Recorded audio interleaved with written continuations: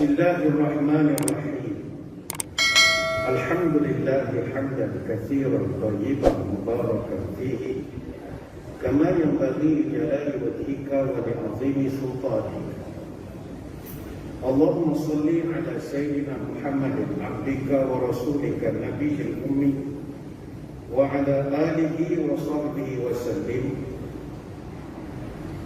Nawaitu ta'alluma wa ta'lim والتذكر والتذكير والنفع والانتفاع والإفادة والاستفادة والحث على التمسك بكتاب الله وسنة رسوله والدعاء إلى الهدى والدلالة على الخير ابتغاء وجه الله ومرضاته وقربه وثوابه لله تعالى. Allahumma barik lana fi Rajab wa Sya'ban wa ballighna Ramadan. Ya Allah, berkatkan umur kami pada bulan Rajab, berkatkan umur kami pada bulan Sya'ban, dan panjangkanlah umur kami hingga dapat bertemu. Yang saya hormati para pegawai ahli jawatan kuasa Masjid Jumhuriyah Tarijaya, khususnya tuan-tuan guru, para alim ulama, para habaib, muslimin muslimat, hadirin hadirat, tuan-tuan puan-puan, moga-moga dirahmati yang direkodkan dalam Quran. Dia bukanlah satu-satunya cerita luar biasa. Masih ada banyak cerita luar biasa yang lain di dalam Quran. Ada kisah pemuda hidup ratusan tahun, ada itu pun luar biasa. Ada kisah seorang Nabi boleh membelah laut hanya dengan tongkatnya saja, itu juga luar biasa. Ada cerita Nabi yang boleh menghidupkan orang mati dengan izin Allah, itu pun ada. Isra Mi'raj sebahagian daripada kisah luar biasa ini. Namun walaupun dalam Quran banyak kisah luar biasa, satu-satunya kisah luar biasa dalam Quran yang Allah mulakan penceritaannya dengan Subhanalladzi hanyalah Isra Mi'raj sahaja. Ketika Allah bercerita tentang penciptaan Adam, Allah tidak perlu menyebut Subhanalladzi khalaqa Adam min turab, tak perlu. Ketika Allah bercerita Nabi Musa mengetuk laut dengan tongkat atau mencampakkan tongkatnya lalu menjadi ular, itu tak perlu Subhanalladzi ja'ala 'asa Musa wa fasara, itu tak perlu. Tetapi ketika Allah cerita tentang Isra, Subhanalladzi asra bi'abdi, malam dari sekian tempat ke sekian tempat. Kenapa Allah mempertaruhkan kesuciannya? Sebab Isra Mi'raj mengandungi hikmah dan pendidikan yang sangat banyak. Secara umum, para ulama berbeza pendapat bila Isra Mi'raj ini berlaku. Mungkin ada di kalangan tuan-tuan akan heran, kenapa Masjid Jumhuriyah buat Isra Mi'raj cepat sangat? Bukankah 27 jam? Dia begini, tidak ada kesepakatan di kalangan ulama bila ini berlaku. Kita biasa memahami Isra Mi'raj berlaku pada 27 Rajab tahun ke-10 kenabian. Tetapi ada setengah ulama mengatakan tidak berlaku pada tahun ke-10, tapi berlaku sejurus Nabi dilantik menjadi Nabi. Ini pendapat Imam Tabari. Ada pendapat Imam An-Nawawi dan juga Al-Qurtubi yang mengatakan Nabi dilantik 5 tahun selepas dilantik menjadi Nabi. Bukan saja tarikh Rajab, tapi ada yang berpendapat Ramadan, Syawal, ada kata Rabiul Awal, ada kata Rabiul Akhir, dan seterusnya. Sebagai elemen masyarakat awam, kita melepas diri daripada membincangkan bila ini berlaku, kerana perkara ini sangat akademik. Apa yang pasti, Isra wal Mi'raj Allah rakamkan ceritanya dalam Quran. Cerita waktu malam daripada Mekah ke Masjid Al-Aqsa itu direkodkan dalam surah Al-Isra ayat yang pertama. Adapun Mi'raj punya Nabi naik ke Hadratul Qudus bertemu dengan Allah, itu direkodkan dalam surah An-Najmi ayat 13 sampai ke 18. Sama juga dari sudut hadis, 16 orang sahabat meriwayatkan kisah ini. Anas bin Malik, Abu Dzar, Ibn Abbas, Abu Hurairah, Jabir dan ramai lagi. Artinya Kewujudan cerita Isra Mi'raj tidak ada keraguan, no doubt about it. Cuma sekarang bila ini berlaku, itu saja perselisihan. Muslimin muslimat sekalian, apa pelajaran yang kita boleh ambil dari Isra Mi'raj? Pelajaran Isra Mi'raj ini terlalu banyak.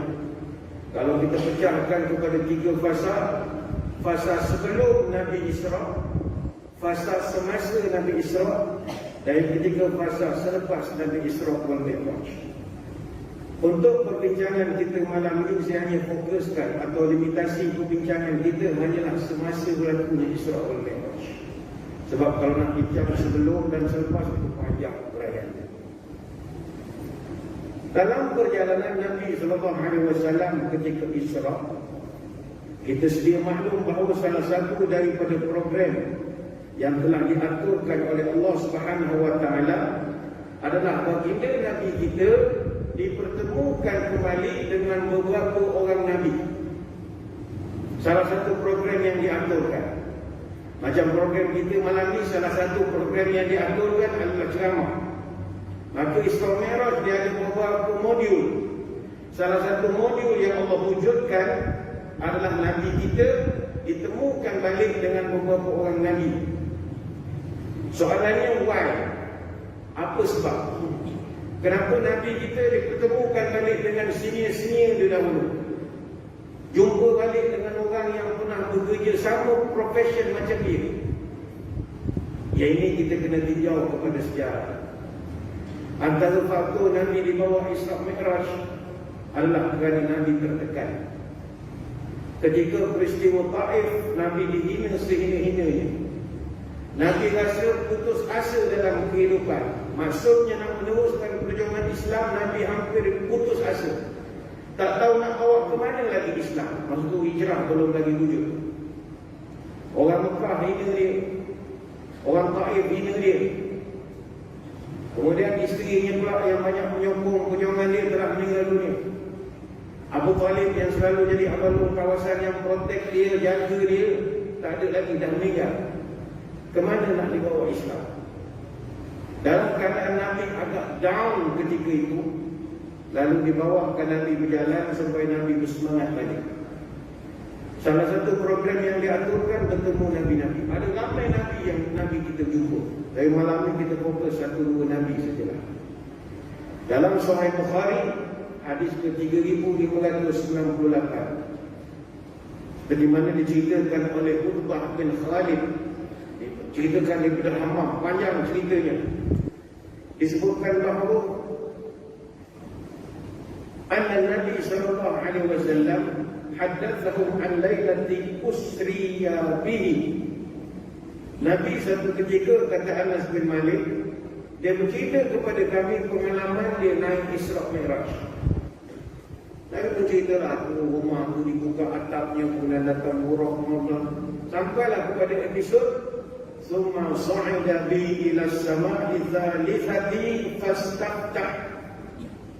Kata Nabi, aku dibawa dari satu langit ke satu langit ke satu langit. Dia ada 7.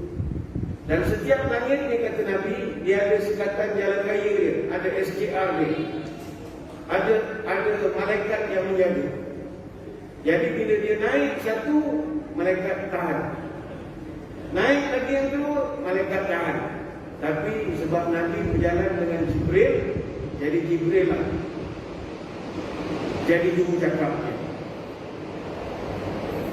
Saya tidak cerita yang dia naik langit pertama, saya tak cerita dia naik langit kedua. Saya dah kongsi malam ni cerita dia naik langit ketiga. Kata Nabi, bila aku sampai ke langit ketiga, kemudian pintu langit itu terbuka. Fastaftah, maka pintu itu pun terbuka. Qila, maka malaikat yang menjaga level langit ketiga, dia tanya kepada Jibril, man hadha? Tuan bawa siapa ni? Tuan ni siapa? Dijawab oleh Jibril, saya Jibril. Oh, minta maaf tuan, kami tak kenal. Qila wa man ma'ak? Minta maaf tuan, tuan datang dengan siapa? Itu nampak ada orang di belakang. Jawab Jibril, Muhammad. Itulah Muhammad. Malaikat Malaikat bertanya, "Qad ursila ilaihi." Muhammad dah dilantik jadi Nabi dah. Dah rasmi, dah ada surat dah, rasmi dah. Dah keluar surat dah, rasmi. Jawab Jibril, "Na'am." Confirm lah dia dah pegang jawatan jadi Nabi sekarang. Maka malaikat yang jaga sekatan jalan raya pun silakan Nabi. "Marhaban bihi fa ni'mal maji'u ja'a fa futiha." Malaikat yang jaga roh itu tadi dia mengatakan, "Selamat datanglah ke tempat kami dan inilah sebaik-baik kedatangan." Fa futiha, maka dibukakanlah pintu langit ketiga. Kemudian kata Nabi, "Falamma khalastu idza Yusuf." Kami naik, kami nampak satu orang. Bila ditanya, "Siapa itu ya Jibril?" Jibril pun kata, "Hadza Yusuf, fasallim alaih, fasallamtu alaih." Nabi Jibril pun kata kepada Nabi, "Oh, yang tuan nampak itulah Nabi Yusuf. Bagi salam dengan dia." Orang lama, otak, bagi salam. Nanti kita, "Oh, Nabi Yusuf, saya Muhammad." Dia saling kenal mengenal. Kemudian selepas dia berkenalan, faradda thumma qala marhaban bil akhi salih wan nabiy salih. Dan Nabi Yusuf pun bila dikenalkan bahawa ini Muhammad, dia kata, "Oh, selamat datanglah ke langit ketiga. Nice to meet you. Saya suka berjumpa dengan kamu. Selamat datang wahai saudara yang baik, yang merupakan Nabi yang terbaik," kata Nabi Yusuf. Itu satu hadis. Ada hadis yang lain kata para ulama, ketika Nabi naik ke langit jumpa dengan Nabi Yusuf, maka Nabi Yusuf pun diperkenalkan kepada Nabi kita. Lantas bila Nabi kita balik semula ke bumi, ditanya oleh sahabat, "Ya Rasulullah, Nabi Yusuf tu handsome ke tidak?" Maka kata Nabi, "Fa idza ana Yusuf idza huwa qad u'tiya syatrul husni farahaba wa da'a li bi khair." Kata dia, saya jumpa Nabi Yusuf. Bila orang tanya Yusuf ni macam mana orangnya ya Rasulullah? Kata Nabi kita, "Huwa qad u'tiya syatrul husni." Nabi Yusuf ini dia memiliki separuh kecantikan manusia. Mana handsome sangat. Handsome sangat kata Nabi. Marhaba wa da'ali bi khair, dan diucapkan welcome kepada saya, dan dia juga mengalukan kedatangan saya dan mendoakan saya. Hadis riwayat Muslim. Zaman Nabi Yusuf ni, tuan-tuan pun maklum, dia antara Nabi yang paling handsome. Baik itu dulu ada syair Quraidah orang dulu kalau nak menidukan anak, mereka kata mendoakan anak 11 bintang matahari pun sepakat. Sang rembulan bersujudlah kepadanya, rupa nan elok bagaikan malaikat, amatlah indah berseri wajahnya. Ini ada syair. Ini saya tak pandai nak merindangkan, dan tuan-tuan tidur pula. 11 bintang matahari sepakat, tidur semua kalau jadi. Sang rembulan bersujudlah padanya. Tidur betul budak tengoknya. Sekarang tak kira pasal TikTok saja nak tidurkan anak. Punya handsome Nabi Yusuf, sehingga kan Nabi kata, "Wa qad u'tiya syatrul husni." Dia memiliki separuh kecantikan manusia. Apa maknanya tuan-tuan? Tuan-tuan kumpulkanlah semua nama orang lelaki yang paling handsome seluruh dunia. Siapa yang tuan-tuan kenal?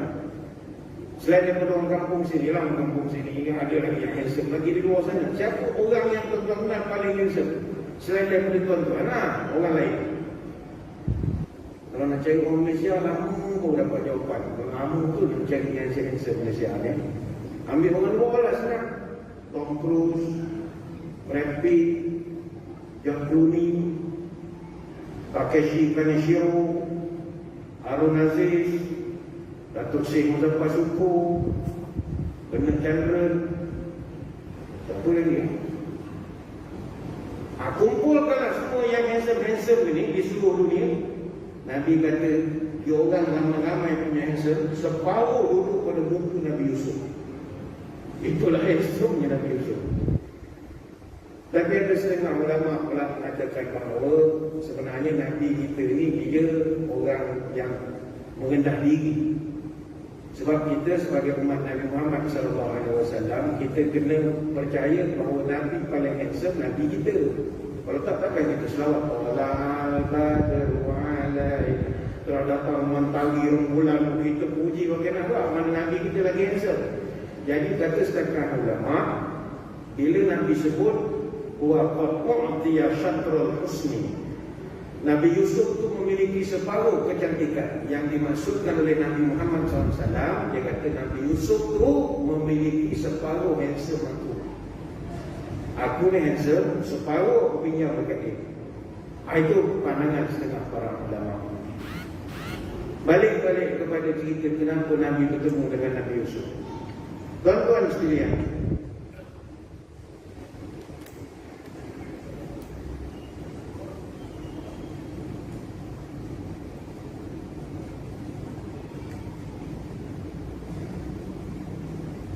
mengapakah Nabi kita bertemu dengan Nabi Yusuf? Ini pelajaran untuk kita. Nabi SAW dalam hidup dia selalu dihina. Dia selalu dihina. Jadi bila dia tengok balik senior-senior dia seperti Nabi Yusuf, Nabi Musa, dia dapat memujuk hati.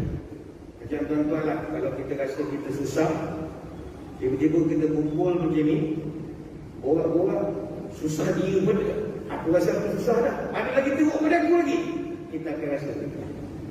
Selama ni kita rasa kita bersendirian. Akulah paling susah, nama Datuk Arun yang aku paling susah sekali. Oh punya ada lagi teruk pada aku, susah. Duit tak ada, anak pula tak sihat, isteri pula belum makan ubat, macam-macam. Kenapa hanya tak ada duit saja, tapi isteri sihat, anak semua ceria, orang makan tu tak ada salah. Orang lain anak makan tu tak boleh pakai straw, kesian. Maka bila Nabi kita dijumpakan dengan Nabi Musa misalnya, saya ambil contoh, kita kan tahu bahawa Nabi kita pernah berjumpa dengan Nabi Musa. Kenapa Nabi jumpa Nabi Musa? Orang akan ingat, dia jumpa Nabi Musa sebab nak dapat perintah sembahyang. Tidak. Itu sebahagian kan Nabi Musa minta diskaun. Asalnya sembahyang kita 50 waktu. Tapi bila jumpa Nabi Musa minta supaya balik jumpa Tuhan, minta diskaun sampai tinggal 5. Tapi itu hanyalah perbualan biasa saja. Objektif utama Nabi dipertemukan dengan Nabi Musa supaya Nabi rasa hidup kita ini jangan rasa tertekan dengan masalah. Tuan-tuan sekalian, Nabi Muhammad SAW semasa dia di Mekah, orang hina dia, orang kutuk dia macam-macam.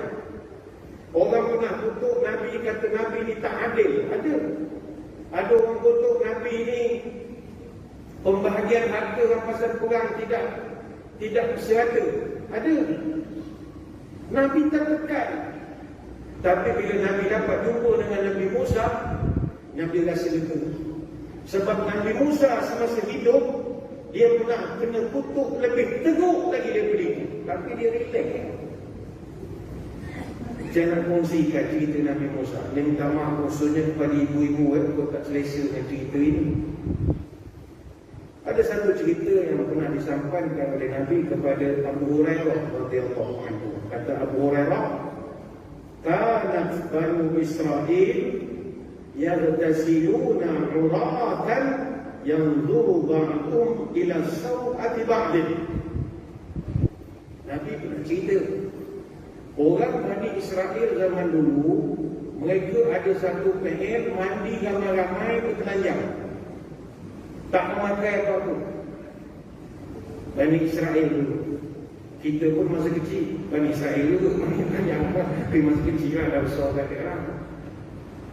Tapi Bani Israel dulu kata Nabi dia mandi memang hamamat amah dia panggil macam sauna, macam Jepun panggil sento sampai sekarang. Kalau mafia-mafia Jepun apa semua, dia nak bersuarat dekat tempat mandi gitu lah. Sebab kalau kita bersuara mandi bertelanjang itu, confirm yang datang tak pakai mikrofon, tak kena rekod. Nak rekod apa? Telanjang. Kalau masuk toilet memang canggih sangat, tapi rosak sebab uap banyak, mandi air panas. Habis itu kalau tuan-tuan nak bersuara, AJT masjid ke apa nak sulit-sulit, bawa pergi sauna. Confirm yang datang pakai towel dia. Tak ada telefon, tak ada apa. Kalau tak, nanti kamu minit, nak forward lah ilah Allah. Saya nak ambil gambar kerja. Tempat paling selamat bersuara, sauna. Tempat berasak-rasak tu, berpeluh-peluh, buat 45 darjah Celsius. Kau pandang tu, pandang kau. 10 minit ambil meeting. Jadi zaman Nabi Musa, kata Nabi kita, geng-geng ni semua mandi bertelanjang. Namun, wa kana Musa AS yaghtasilu wahdahu. Tapi sebab Nabi Musa ni dia ada maruah, dia tak campur kan. Dia tak mandi telanjang ramai-ramai, tapi dia mandi seorang-seorang. Siapa ada cover, tutup lagi. Jadi bila Nabi Musa berpenampilan lain daripada orang lain, melawan arus, orang semua mandi telanjang, dia seorang yang mandi tempat tutup. Timbul gosip, faqal. Timbul cakap-cakap di kalangan masyarakat, wallahi ma yamna'u Musa an yaghtasil ma'na illa annahu adaru. Demi Allah, aku yakin Nabi Musa ini dia mandi tak nak campur orang. Aku rasa dia punya kemaluan dia cacat. Itu sebab dia malu nak jumpa orang. Bayangkanlah tuan-tuan, apa perasaan tuan-tuan? Kita ni Nabi, patutnya kau di bawah bincangkan tentang ilmu aku, akhlak aku. Ini yang kau bincang punai aku. Siang malam fikir aku rupa kemaluan Nabi Musa, cacat ke, modified ke, aku tak apa yang dipikirkan. Saya ingat tuan-tuan ingatkan Nabi, kalau berceramah pun, netizen duk mikirkan tentang benda dalam seluruh dia, tutup akaun Facebook. Mana daya tuan-tuan, orang berbincangkan kemaluan kita ya. Di peringkat pejabat ke, di peringkat kampung ke, minum kopi orang bincang. Anda lupa, la ilaha illallah, sampai jadi agenda. Apa pasal Nabi Musa? Dia kecewa.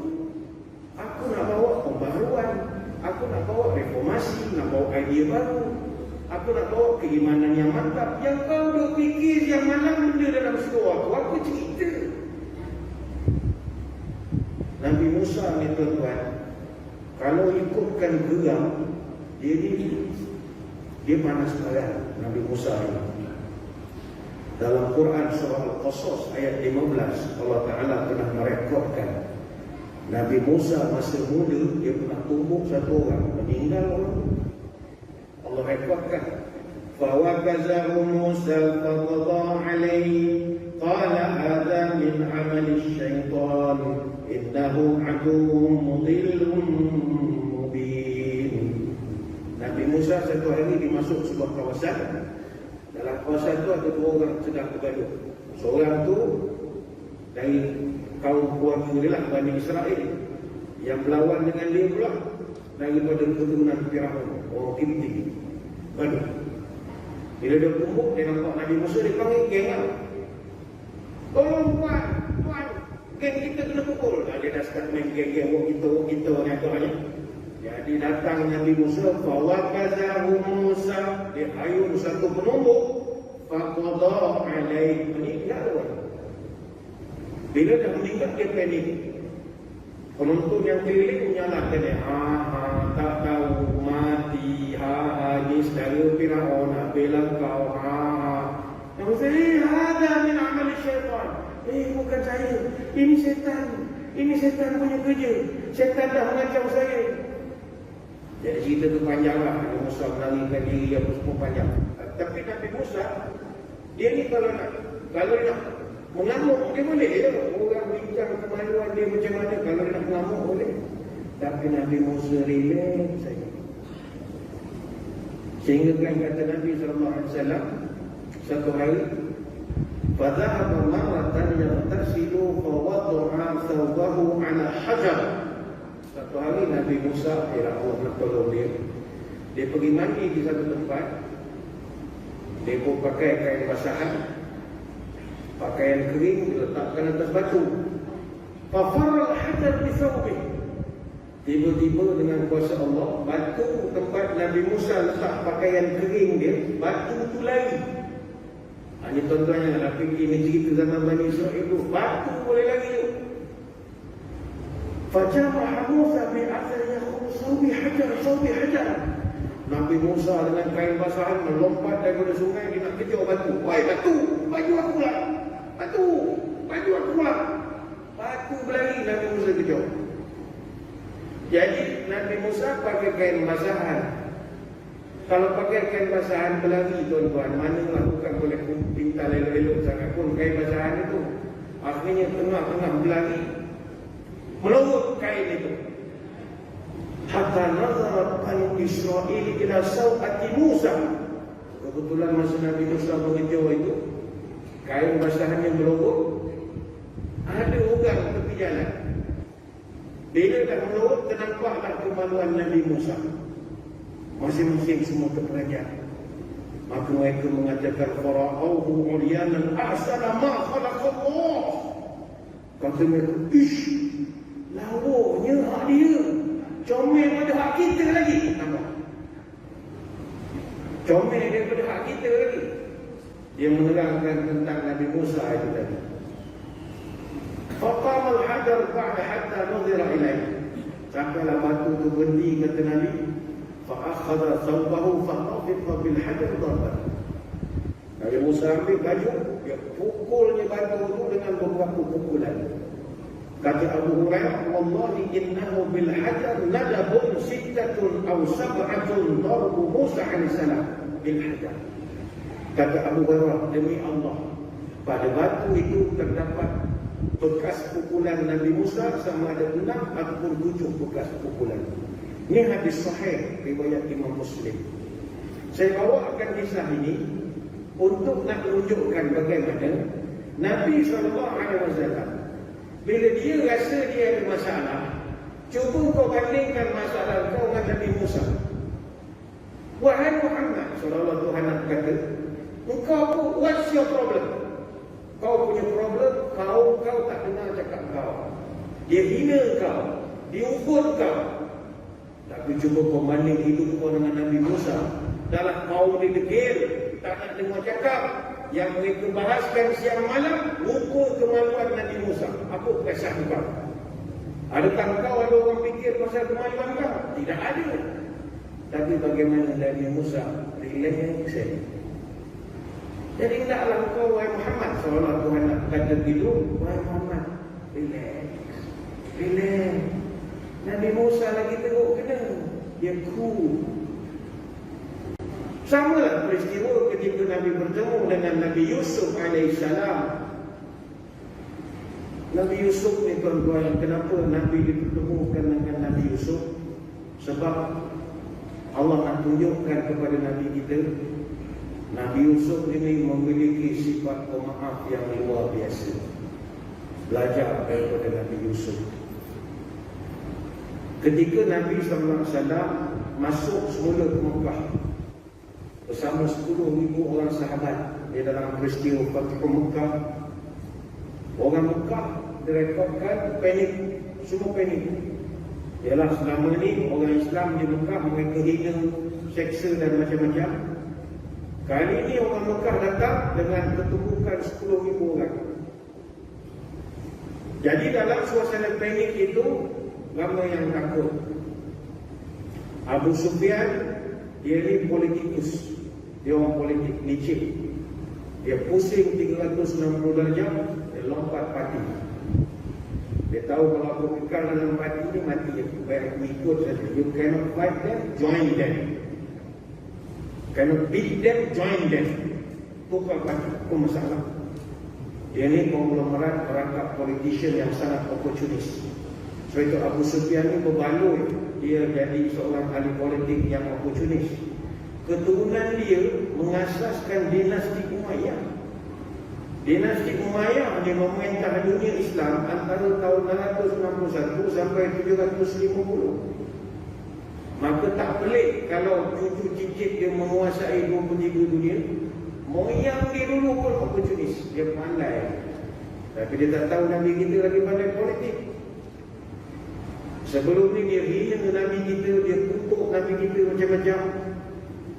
Bila Nabi kita datang bersama dengan 10,000 kekuatan, dia sambut dengan muka yang paling manis. Bila Nabi kita datang, dia pun panggil, Ya Rasulullah. Manis mulut. Sebelum dia panggil Muhammad, Muhammad, Muhammad, panggil Muhammad kan. Tapi dia tengok orang tu datang dengan kemegahan, Ya Rasulullah, ubidat khadra'u Quraisy la Quraisy ba'da al-yawm. Wahai Rasulullah, hari ini Quraisy telah binasa. Tidak ada lagi keturunan Quraisy yang mampu bertahan pada hari ini. Tak mampu kami nak melawanmu ya Rasulullah. Ini jawapan kata-kata daripada Abu Sufyan. Tapi Nabi kita pun bijak berpolitik. Kata Nabi, don't worry, man dakhala dara Abi Sufyan fahuwa amin. Siapa-siapa orang Mekah duduk bersembunyi dalam kawasan rumah Abu Sufyan, aku tak kacau. Wa man alqas silaha fa huwa amin. Siapa simpan senjata, mana tak pegang senjata, kami tak kacau. Wa man aghlaqa babahu fa huwa amin. Siapa-siapa yang kunci pintu, tak buka pintu, kami tak kacau, kata Nabi. Jadi orang Mekah pun semua lega. Ingatkan Nabi nak buat ialah balas dendam atas segala kesalahan mereka selama ini. Kemudian Nabi panggil kumpul balik. Ya masyarakat Quraisy, orang-orang Quraisy, aku mau tanya, ma turawna anni fa'ilun fiikum? Aku mau tanya engkau hari ini, kau agak aku nak buat apa pada engkau hari ini? Apa engkau agak aku akan buat pada kamu hari ini? Orang Quraisy semua puncak takut tuan-tuan. Mereka jawab, khairan akhun karim wa ibnu akhil karim. Wahai Muhammad, kami percaya kau akan buat baik kepada kami, sebab engkau anak orang baik.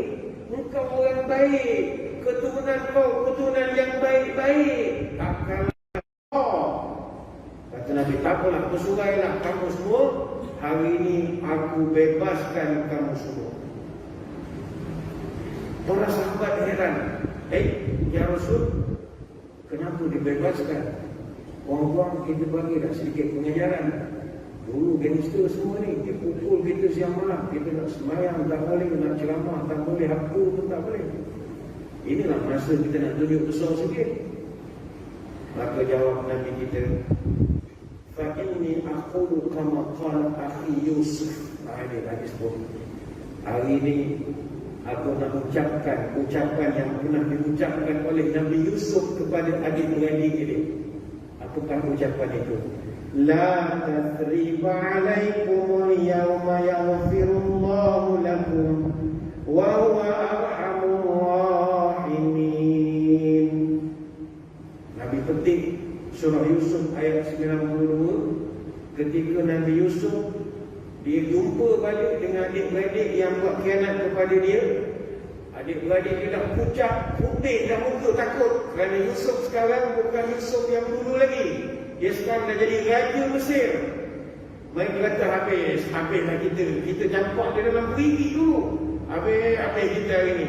Tapi Nabi Yusuf boleh ucapkan, la tathriba alaikumul yawm. Hari ini aku takkan cerca kamu. Yaghfirullahu lakum wa huwa arhamur rahimin.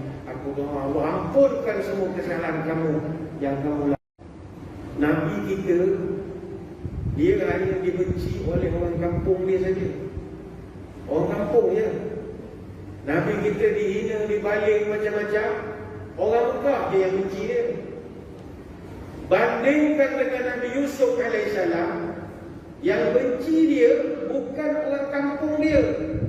Siapa? Adik-beradik darah daging sendiri. Aku perasan, tuan-tuan kita kalau gaduh dengan orang, kita okey lagi. Tapi kalau adik-beradik gaduh, kita tak syok. Tak syok. Walaupun ada WhatsApp group adik-beradik, seorang left group pun kita dah tak syok. Sebab ni adik-beradik punya group. Kalau nak left buat apa? Dia bukan group basikal hari Ahad punya group. Ni group adik-beradik. Apa kau nak left? Kan dalam tu ada mak. Kalau ada ayah, ada ayah. Kau nak left buat apa? Kita akan rasa tak seronok kalau family bincang. Tapi kalau grup taman perumahan, kau nak left lah. Jadi hati tisu left lah. Tapi adik-beradik, kita akan terasa. Dan itu yang dihadapi oleh Nabi Yusuf AS. Dia Nabi Yusuf ni anak kepada Nabi Yaqub. Nabi Yaqub ni isterinya ada 4. Setiap isteri ada anak. Isteri dia yang pertama namanya Lia. Dengan Lia dia dapat 6 orang anak. Ruben, Simeon, Lewi, Yahuda, Ishar dengan Zabulon. Nama-nama. Dengan isteri dia yang kedua Rachel, nama Rachel. Dia dapat 2 anak. Pertama Yusuf, yang kedua Bunyamin atau Benjamin. Jadi Benjamin dan Yusuf adik-adik sama mak. Isteri Nabi Yaqub yang ketiga nama Bilha. Dengan Bilha dia dapat 2 anak, nama Naftali, seorang lagi nama Dan. Isteri dia yang keempat nama Zilfa. Dia dapat 2 orang anak, satu nama Gad, seorang lagi nama Ashir. 12 orang anak laki-laki dia ni semua tak suka kepada Yusuf. Sebab Yusuf paling cerdik, paling cantik. Dia orang tak suka kepada Yusuf. Lantas apa dia buat? Dia campaknya Nabi Yusuf di dalam perigi yang ada air. Bukan perigi buta, perigi ada air. Dia memang nak suruh Nabi Yusuf tu mati.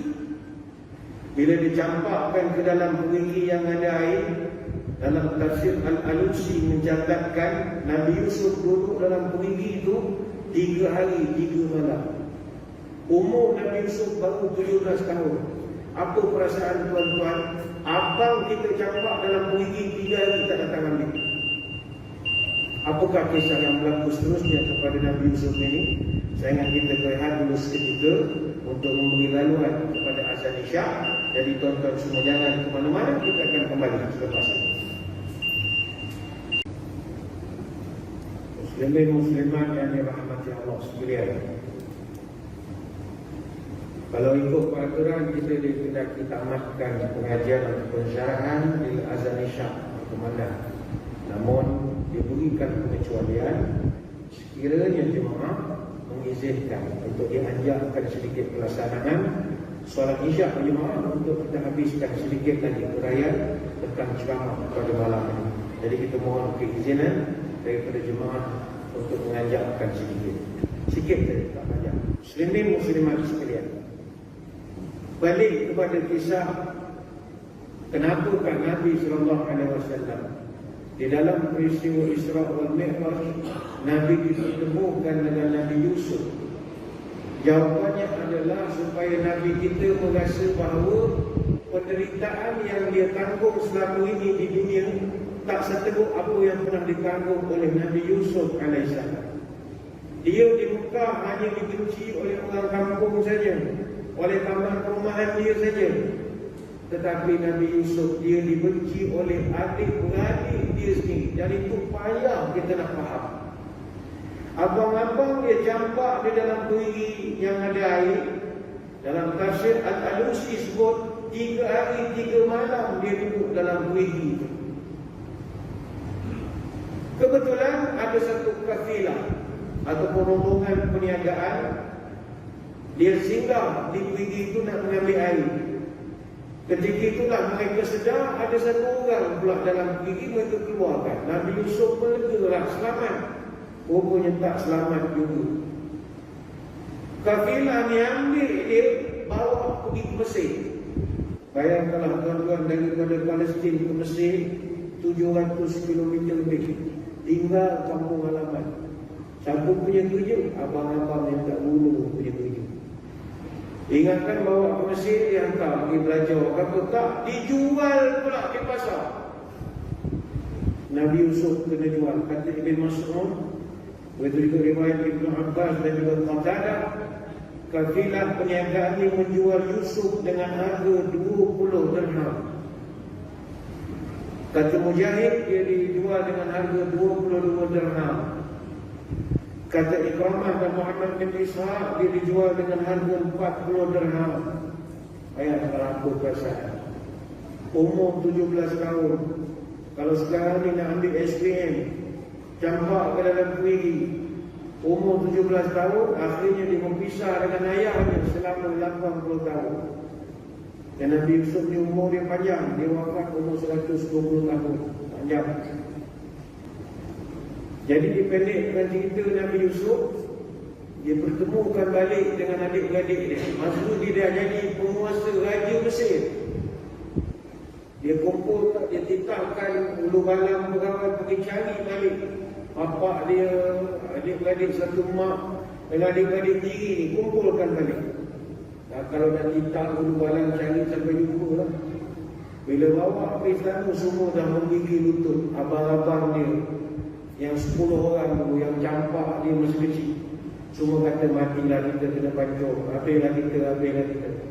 Tapi Nabi Yusuf boleh ucapkan kepada abang-abang dia, la tathriba alaikumul yawm yaghfirullahu lakum wa huwa arhamur rahimin. Kata dia, wahai abang-abang sekalian, hari ini saya takkan menceca dan mencela abang semua. Saya doa Allah ampunkan semua kesilapan anda semua, sebab Allah lah paling penyayang antara kita semua. Ini Allah rekod dalam surah Yusuf ayat 90. Sebab itu tuan-tuan sekalian, kalau kita nak rasa tenang dalam hidup, banyakkan membaca surah Yusuf. Surah Yusuf ni bagus. Dan tuan-tuan adalah ada masalah dalam kehidupan aku, banyakkan baca surah Yusuf. Sebab surah Yusuf ini, dia macam cerita. Dia bukannya macam surah lain. Sebab itu kalau tuan-tuan baca surah Yusuf, baca sekali dengan tafsir atau dengan terjemahan, tuan-tuan akan rasa membaca novel. Kita tak kata Quran itu novel, kita rasa dia banyak bercerita. Sebab surah Yusuf lah satu-satunya surah dalam Quran yang kisah seorang Nabi diceritakan secara khusus dalam satu surah saja. Kan biasa Quran, kalau cerita Nabi Musa banyak surah, cerita Nabi Adam banyak surah. Tapi kalau cerita Nabi Yusuf satu surah saja. Jadi tak perlu baca surah lain lagi lah. Dia dalam satu surah saja. Dan inilah surah yang menceritakan tentang sejarah hidup seorang Nabi dengan penceritaan paling lengkap sekali. Iaitu start daripada Nabi itu kecil sampai Nabi itu jadi raja. Sebab itu kisah dalam surah Yusuf, ayat dia ada 111 ayat. Ayat 4 sampai 101 semua cerita Nabi Yusuf. Dia yang paling banyak sekali. Dan surah Yusuf adalah satu-satunya surah yang mengandungi dialog paling banyak, iaitu 86 ayat daripada 111 ayat dia adalah dialog. Maknanya kalau kisah Nabi Yusuf diangkat menjadi naskah filem, maka dialog atau skrip para pelakonnya sudah pun tersedia. Tanpa production house perlu upah penulis skrip pun untuk tulis cerita ini, sebab skripnya dah siap. Dia cerita Nabi Yusuf ni semua dialog. Lepas itu tuan-tuan, kalau nak tengok kisah drama dalam Quran, baca surah Yusuf, kita rasa tenang. Dan kisah-kisah Nabi yang lain biasanya berakhir dengan kemusnahan para penentangnya. Contoh Nabi Nuh, para penentang ni kan semua mati dalam banjir besar. Nabi Musa, Firaun and the gang, semua mati tenggelam dalam laut. Nabi Lut, kaumnya Samsek, semua mati kena pergikan dahsyat.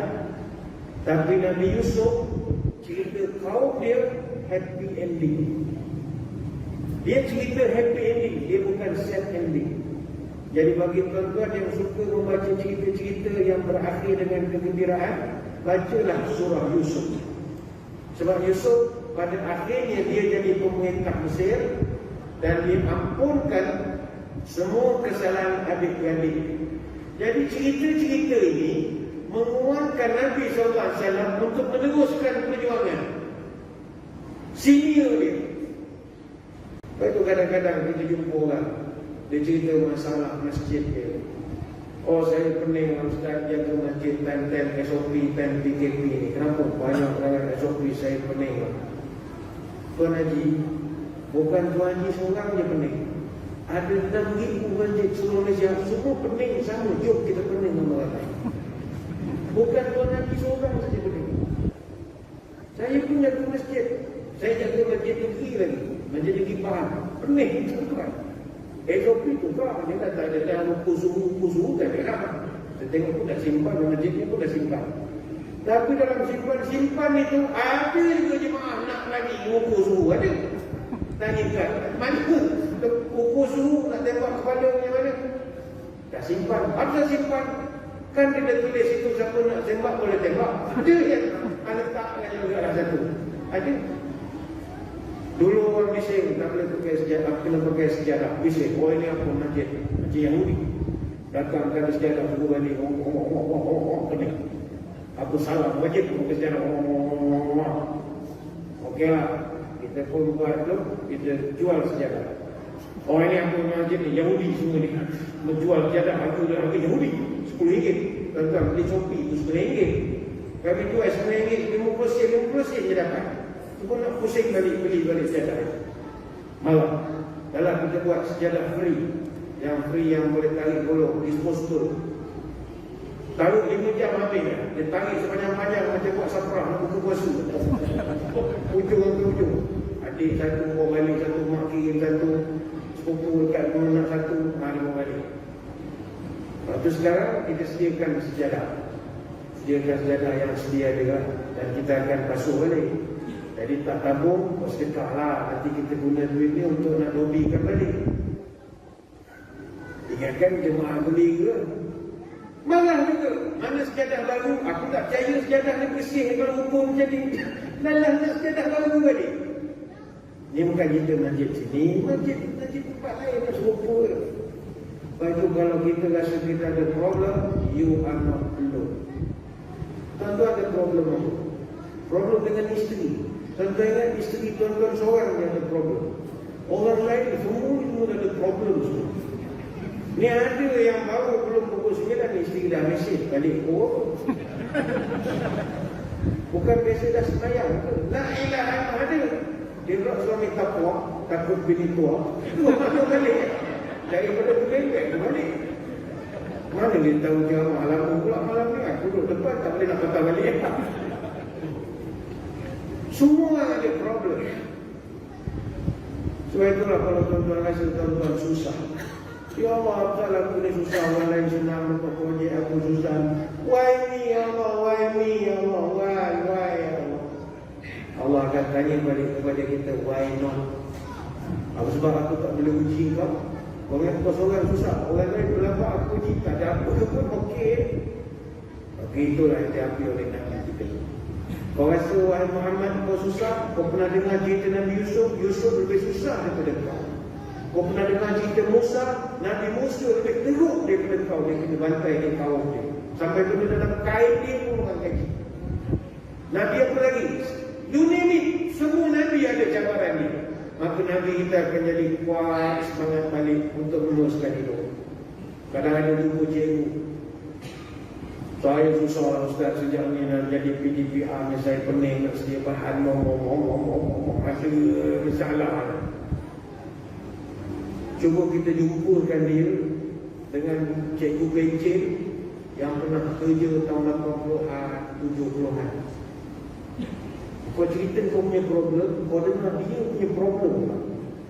engkau akan tahu betapa syukurnya engkau jadi cikgu tahun 2020. Cikgu tahun 70-an, 80-an menangis tu. Hantar mana punya kampung tak tahu. Zaman itu gaji kau boleh main transfer pakai online internet. Kena pergi ibu jabat, print lagi. Susah betul zaman itu. Ada orang dapat surat tawaran, kena hantar sekolah kebangsaan Ulu duit. Dia kata mati lah kau hantar pergi Ulu. Dia pun pergi buat rayuan. Minta pergi sekolah Kuala Wow. Oh, dia bayang bila Kuala ni dekat sikit, Ulu tu jauh. Dia tak tahu dekat jalan Kuantan Terbeluk, Ulu itu tepi jalan dia Kuala dia jauh sampai dengan Pahang tu. Ni cerita orang dulu zaman Google Map tak ada. Maka setiap orang, apa pun masalah dia Allah nak ajarkan, tetap akan ada penyelesaian. Caranya, berjumpalah dengan orang-orang yang Allah pernah beri tugasan yang sama, kau akan rasa ini nanti. Saya balik kepada cerita Nabi Yusuf tadi. Saya pesan kepada diri saya dan tuan-tuan, banyakkan membaca surah Yusuf untuk kekuatan jiwa. Sampaikan Allah sendiri sebut dalam ayat yang ketiga surah Yusuf, nahnu naqussu 'alaika ahsanal qasas. Ahsanal qasasi bima auhayna ilaika hadzal Qur'an wa in kunta min qablihi laminal ghafilin. Kami ceritakan kepadamu wahai Muhammad ahsanal qasas, the best story ever. Cerita Yusuf, kata Allah Ta'ala, ini cerita drama terbaik. Drama terbaik, kau bacalah, kata Allah Ta'ala. Kau akan tengok di dalam ini, dia mengandungi banyak pelajaran untuk engkau rasa semangat meneruskan hidup. Dia dalam kisah Yusuf, dia ada 4 episod. Dia macam drama TV3 juga lah. Pertama, cerita Nabi Yusuf berpisah dengan ayahnya selama 40 tahun. Itu memang sedih betul. Sampaikan ayah dia disebabkan terlampau rindu, menangis sampai jadi Kasim Selamat, sampai jadi tak nampak belum koma yang begitu teruk. Punyalah rindu. Tapi pengubat rindu dia satu je, pakaian Nabi Yusuf. Kan itu cerita dalam Quran. Abang-abang ni kan buat drama, konon adik dah kena makan serigala, dia ambil darah baju tu, dia bawa tunjuk ke ayah. Ayah dia ambil cium. Jadi pelajaran untuk kita, tuan-tuan, kalau nak belayar jauh, nak tinggal rumah lama, tinggalkanlah baju kita yang berpeluh tu sikit untuk dicium oleh anak cucu misalnya. Kalau isteri nak cium pun boleh juga kan, tapi dia suka. Jadi kita tak ada dia untuk anak cucu. Dia baju peluh yang kau yang kau boleh jogging tu, letakkan belakang pintu, pesan pada isteri, kau jangan basuh, biar seminggu. Nanti kalau apa jadi, inilah pengubat itu. Sebab itu yang nanti aku buat. Tapi seminggu yang lebih lepas tu peksan semua orang. Lama sangat. Dia untuk nak menghilangkan itu bau kita. Mungkin ada nak berangkat pergi Mekah sama hari, tinggalkan baju saja yang semua dalam tak payah ada orang cium peksan orang. Baju saja lah. Lagi baru cuba apa benda-benda yang sesuai dengan mata tak kursi juga. Yang dalam-dalam tak payah lah. Bagi dia baru. Episod kedua, cerita Nabi Yusuf difitnah berzina dengan seorang wanita yang sangat rupawan. Itu pun dia punya drama dia begitu menarik sekali. Kalau tuan-tuan baca kisah dia bertarik, bertolak, ada dialog menarik. Episod yang ketiga, Nabi Yusuf dimasukkan ke penjara. Yang orang kalau nak masuk penjara banyak baca cerita Nabi Yusuf. Kita akan tahu bahawa penjara ni universiti kehidupan. Universiti kehidupan. Memang kita buat salah, kita ada buat kesalahan jenayah apa, yes kita ngaku, tapi Allah hantar kita ke penjara untuk menjadikan kita orang baru. Nabi Yusuf dia langsung tak bersalah, dia tak ada salah, langsung dia difitnah, masukkan ke dalam penjara, tapi dia memilih nak mencari redha Allah. Dan cerita bagaimana dia boleh mentakwil mimpi Raja Mesir dan berbagai lagi. Dan besok yang terakhir, akhirnya Nabi Yusuf menduduki jawatan tertinggi di Mesir, menjadi penguasa Mesir. Sebab itu kalau kita selalu bandingkan kehidupan kita dengan orang-orang yang hebat, orang yang pernah diuji, kita akan merasakan bahawa ujian yang kita hadapi sekarang ini nothing, sikit sangat di sisi Allah. Sebenarnya banyak kita nak terangkan, tapi musim-musim COVID sebegini tak dapatlah kita nak memanjangkan perbahasan. Sekali lagi saya mengucapkan ribuan terima kasih kepada rakan-rakan Masjid Jumhuriyah kerana mengaturkan pertemuan pada kesempatan malam ini. Sekali lagi kita mengucapkan khusus jutaan terima kasih kepada para jemaah yang sudi berkumpul bersama pada malam ini, yang bersempena juga dengan program Islah Asnaf Jumhuriyah. Moga-moga hasil daripada program ini akan menjadikan kita melakukan islah, pembaharuan, tajdid, bahawa kita boleh jadi lebih baik kalau kita bandingkan kehidupan kita dengan orang lain yang lebih susah daripada kita. Sekadar itu, kita tutup pertemuan kita dengan sedikit doa. Moga majlis kita sama-sama diberkati oleh Ilahi. A'udzu billahi minasyaitonir rajim. Bismillahirrahmanirrahim. اللهم صل وسلم على سيدنا محمد صلاة تخرجنا بها من ظلمات الوهم. اللهم بارك لنا في رجب وشعبان وبلغنا رمضان. Ya Allah, berkatkan umur kami pada bulan Rajab, berkatkan umur kami pada bulan Sya'ban, panjangkanlah umur kami dapat bertemu dengan bulan Ramadan. Allahumma tawwil umurana wa sahih ajsadana wa nawwir qulubana wa thabbit imanana wa ahsin a'malana wa wasi' arzaqana wa ila al-khairi qarribna wa 'anil syarri ab'idna wa qdi hawaijana fid din wa dunya wal akhirah innaka 'ala kulli syai'in qadir. Ya Allah, panjangkanlah umur kami, sehatkanlah tubuh, tetapkanlah hati kami, tetapkanlah iman kami, elokkanlah amalan kami, luaskanlah rezeki kami, dekatkanlah kami dengan kebaikan, jauhkanlah kami dari kejahatan, kabulkanlah segala doa kami, sama ada dalam urusan agama dunia ataupun akhirat. Subhanakallahumma wa bihamdika, nashhadu an la ilaha illa anta, nastaghfiruka wa natubu ilaik. Wassallallahu ala sayyidina Muhammadin wa ala alihi wa sahbihi wa baraka wa sallam. Walhamdulillahi rabbil alamin. Sekadar itu, mohon tuan-tuan mendoakan supaya perjalanan saya balik ke Kuantan selamat sampai. Wabillahi taufiq wal hidayah. Assalamualaikum warahmatullahi wabarakatuh. Wallahu a'lam.